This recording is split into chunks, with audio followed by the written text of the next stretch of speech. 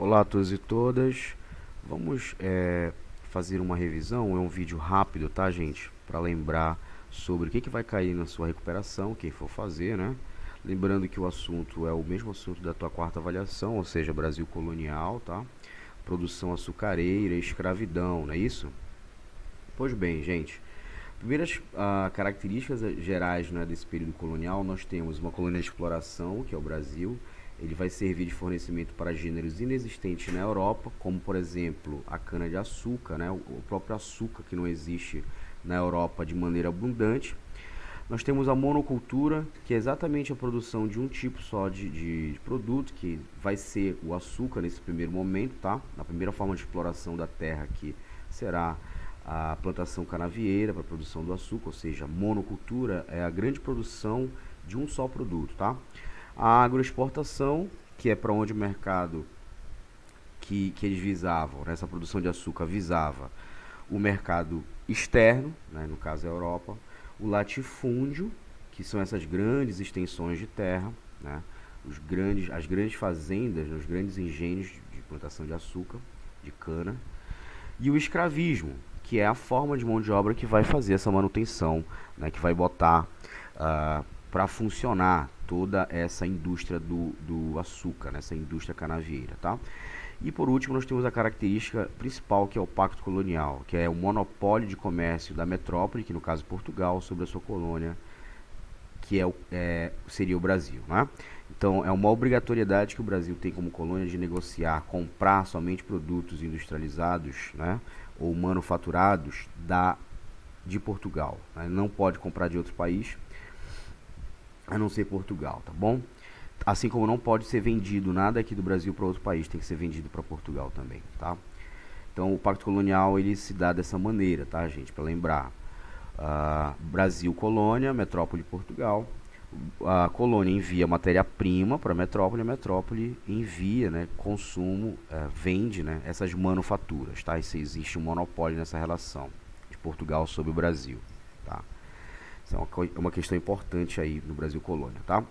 O período pré-colonial, que foi o que nós estudamos, que vai de 1500 até 1530, o pré-colonial ele se estabelece pela ausência do estabelecimento de fato do português aqui. O português ainda não ocupa o território, ele vem para cá esporadicamente para explorar o primeiro produto que eles encontraram aqui que teria valor na Europa, que foi o pau-brasil, antes da própria cana-de-açúcar, né?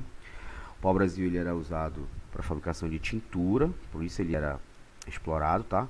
E a exploração ela era nômade, ou seja, iam procurando na floresta esse tipo de árvore predatória, ou seja, cortavam sem nenhum tipo de preocupação de reflorestamento ou nada, tá? E a mão de obra para a retirada desse pau-brasil, dessas madeiras, não seria a escravidão, é importante você lembrar, seria através do escambo feito com os índios, que é a troca, né? Os portugueses davam quinquilharias e os índios davam, né, o trabalho em troca, tá? Durante esse período a gente vai ter muitas invasões perante, né, o território que os portugueses dizem ser deles, tá? Principalmente países como Espanha e França vão invadir o Brasil também para roubar, né, para se apropriar do pau-brasil em territórios, em regiões que os portugueses não se encontravam, tá? Então, para isso, foi criadas as expedições guarda-costas, onde Portugal mandava navios guardarem a costa brasileira, né, para se defender do ataque desses navios estrangeiros aí do território que diziam ser deles, né, dos portugueses, tá? Esse período de colonização só vai acontecer, gente, a partir de 1530, tá? E os motivos dessa colonização ocorrer foi o medo de perder as terras para esses invasores, a França, a Espanha e outras nações, tá? A decadência do comércio com as Índias, os produtos lá do Oriente, né? Os produtos, as especiarias das Índias começam a perder o seu valor lá na Europa, e isso vai diminuindo gradativamente e vai fazendo com que o português, a coroa portuguesa, volte o seu olhar para a colônia brasileira, tá? E a esperança de encontrar metais preciosos. Afinal, lembrando que a Espanha já tinha encontrado metais preciosos ao norte, né, nas suas colônias na América Central. E, inevitavelmente, os portugueses acreditavam que iriam encontrar aqui no Brasil também, coisa que não vai acontecer, só lá para o século XVIII, tá? Isso vai acontecer. Mas, enfim, a primeira forma de ocupação desse território, né, de fato da colonização, foi então para impedir a invasão de novos povos. Então, a estrutura administrativa que foi pensada foram as capitanias hereditárias. Lembrando, o que são, William? São aqueles 15 lotes horizontais de terra que eles vão partir, literalmente partir, fatiar o território brasileiro e vão dar para nobres e burgueses, né, portugueses, para ocuparem a terra. A coroa portuguesa não tem dinheiro para fazer investimento da ocupação do território, então ela terceiriza, né, ela dá essa opção para a iniciativa privada portuguesa, tá? Para os ricos, através da carta de doação, que é um documento que transfere a posse da terra para esses nobres, tá bom? Para essas pessoas ricas. Então, a gente tem aqui os motivos, né, para que isso não funcione, digamos assim, para que as capitanias hereditárias não obtenham sucesso, né, nessa empreitada, porque os caras estavam investindo dinheiro para poder obter lucro, tá? Alguns motivos, porque Portugal já havia testado essa forma de administração nas ilhas do Atlântico, as capitanias hereditárias já tinham experiência, tá? E eles transferiam as despesas exatamente para esses particulares, tá? Ou seja, Portugal não vai gastar nada com a ocupação do território. Só que isso vai levar ao fracasso devido à falta de recursos e de interesses desses donatários, tá? Ou seja, a distância era muito grande da metrópole, era muito caro manter essas capitanias e existiam de fato muitas invasões estrangeiras, assim como o ataque dos indígenas locais que não aceitavam, né, essa invasão do homem branco aqui, tá? Então muitas capitanias foram atacadas. As únicas duas que vão dar certas, a gente tem que lembrar, foram Pernambuco e São Vicente. São Vicente é a capitania que tem um nome hoje, né, que seria a região de São Paulo, parte do Rio de Janeiro, tá bom? Essas duas únicas vão dar certo como capitania. O ciclo do açúcar, você tem que lembrar que ele começa já no século XVI, a partir de 1530, com a ocupação. Essas capitanias elas vão virar grandes fazendas, né, logo no primeiro momento, tá? Que vai ser implementada aí o plantio da cana-de-açúcar, tá? Vai até o século XVII, que vai alcançar seu auge. E na região do Nordeste, tá? Bahia, Pernambuco, ou seja, no litoral do Nordeste brasileiro, tá? Por quê? Porque ali tinha um solo e clima muito favorável para o plantio da cana. Portugal já tinha experiência do cultivo, Portugal tinha um mercado consumidor, queria pagar o preço devido, né, que seria a Europa. Ou seja, tinha muito valor na Europa, né, cara? A cana-de-açúcar, né? O açúcar tinha um valor muito alto na Europa, tá? Lembrando que essas formas, né, esses centros de produção açucareira eram chamados de engenho, que é a unidade produtiva de fato, tá? Que eram as grandes fazendas, né, gente? Onde tinha a casa grande, a residência do senhor de engenho, que morava com sua família, né? Onde existiu a senzala, que tem aqui na imagem, que é um ambiente altamente insalubre, ou seja, sujo, né? Sem cuidados de higiene nenhuma, que era destinado onde os escravos, né, ocupavam, tá bom? Aqui nós temos uma imagem que te faz lembrar, né, do engenho, da casa grande, enfim, tá? A sociedade açucareira a gente tem que lembrar também que é uma sociedade baseada nos senhores de escravos, tá?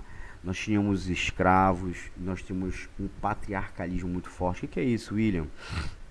É uma sociedade pautada no homem, tá? Na figura do pai, o homem branco, dono de escravo, que manda na mulher, manda nos filhos, manda nos escravos, tem o poder econômico, tá? E é uma sociedade altamente ruralizada, é uma sociedade a sociedade de engenho, ela é uma sociedade do campo, não das cidades, tá? Dentro dessa relação a gente tem que lembrar também o papel do trabalho do escravo. No primeiro momento no Brasil colônia, quem foram escravizados foram os índios, tá? Com o passar do tempo, com a chegada da Igreja Católica, que os primeiros jesuítas vão fazer a catequese desses índios e vão dizer que eles têm alma, por isso eles não poderiam ser escravizados. Eram pessoas que eles eram vistos como inocentes, mas podiam ser salvos, tá?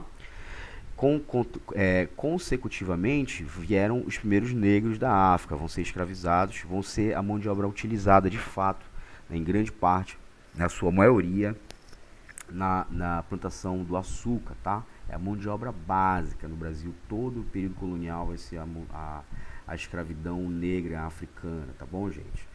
Eles foram utilizados acima de tudo pelo fato de representarem uma fonte de lucro através do tráfico de escravos, tá bom? Então a gente tem que lembrar as causas que levam à troca da mão de obra escrava indígena pela a escrava negra, tá? Por quê, né?